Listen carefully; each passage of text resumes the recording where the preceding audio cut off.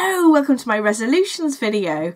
So I've been tagged to the ReSEWlutions tag by lovely Tina from Simply in Stitches. Thank you so much, Tina. Sorry it's taken me so long to actually reply. It's been so crazy the last few weeks.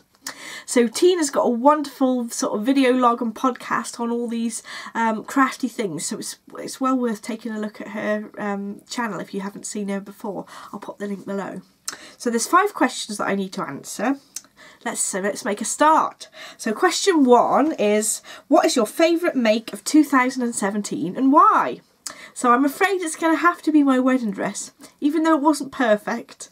So my wedding was in May last year, in 2017, and I followed this Vogue pattern. So the pattern is V2788, and I used a sort of cream satin to make the long version that has a train. I thought, wow, you've got to have a train. There's only once I can get away with having a train on my dress, so I went for this version. I did actually make some changes to adding more of a sleeve with lace, and I made my own underskirt that went underneath, so I'll pop some pictures here so that you can see.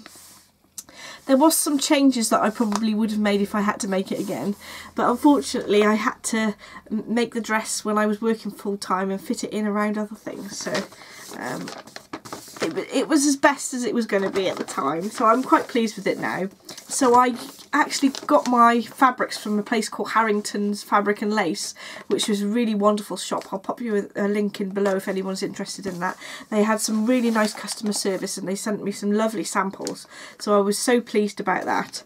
I ended up using a lot less tulle than I thought to go over the top, because I was going to use about 4 layers of tulle over this to make it a little bit more floaty, but the way the pattern pieces come together, there's too many panels and it didn't look right, so I ended up just doing 1 layer in the end. So there we are, that's my question 1 answered. And my second question is, what did I attempt in 2017 that I won't be doing next year? Well, I suppose that's my wedding dress, because hopefully I won't get married again. If I didn't say the same thing, I'd probably say the same thing as Tina, but I wouldn't make the shirt dress again, because I don't think, it's not because I sort of wasn't pleased with the end product, it's just because I don't wear that sort of thing that much. I was relatively pleased with it, but it's not something I'm wearing that often. I've only worn it about twice, I think. So I don't think I'll be making something like this again. I'll probably think a little bit more carefully about what I'd like to wear. The thing that drew me in is that I really wanted to make a sort of shirt collar and things. But it was fun to make, and I do sort of wear it sometimes, but just not that often really. So really focusing my energies and sewing on things I will actually wear. So question 3, what are you going to continue doing? So there's a pattern that I've used quite a lot in the last year. I've made, so this is the Cocoa dress.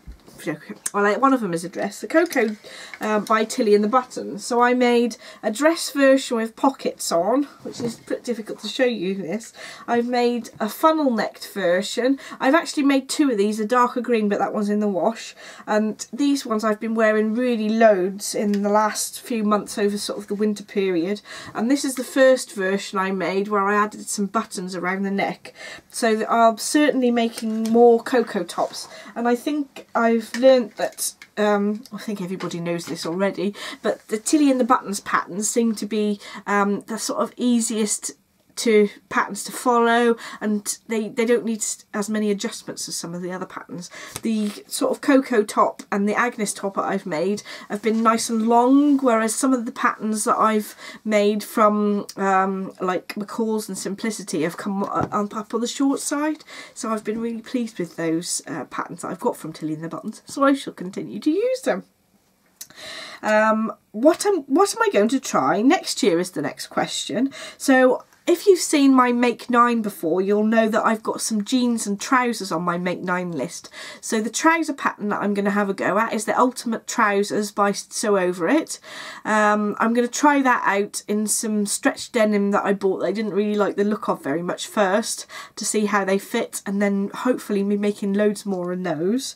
And then there's also a sort of special jeans pattern. I say special, but there's a jeans pattern by Cashmerette called the Hermes jeans that I want to have a go at as well. So the Ultimate Trousers, I also want to make them in sort of more dressy fabric so that I can wear them in the evening and things. And I'm also really excited to get on with bras, because I haven't had a go at bras, even though I've had a bra pattern for about 2 years and the fabric to make it. I just haven't made the time, so I really want to be doing that in the next year.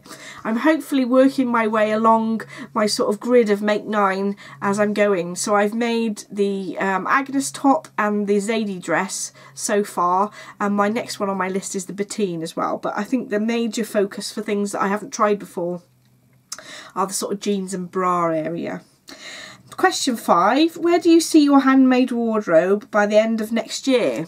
So I'm hoping by the end of 2018 I will have most of my clothes will be handmade.